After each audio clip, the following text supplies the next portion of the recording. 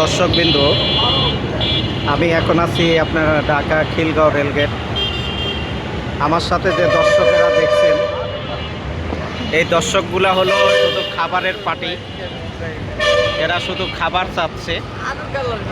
আমারে দেখার সাথে সাথে তারা আমাকে ঘিরে ধরলো, ধরে বলতেছে যে মামা খাবার কোথায়।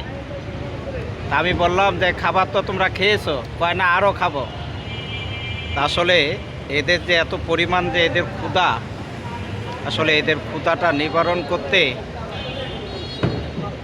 অনেক টাকা পয়সার প্রয়োজন হয়। হ্যাঁ, এরা এক একটাই মনে করেন গরু আর মুরগি ছাড়া খাইব না। এদের খাওয়ান হলো গরু আর মুরগি, যে মামা গরু আর মুরগি দিয়ে শুধু খাওয়াও। সবগুলা আমার কানটাই শেষ। সবগুলার খাওয়ান হলো গরু আর মুরগি, যে মামা তেহেরি খাওয়াও।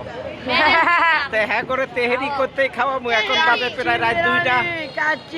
আর কেউ কয় কাচ্চি বিরিয়ানি খাইবো, কেউ কয় তেহেরি খাইবো। এখন আমারে সবগুলা ধরছে, এখন সবগুলারে খাওয়াইতে হইব কাচ্চি বিরিয়ানি, না হইলে তেহেরি।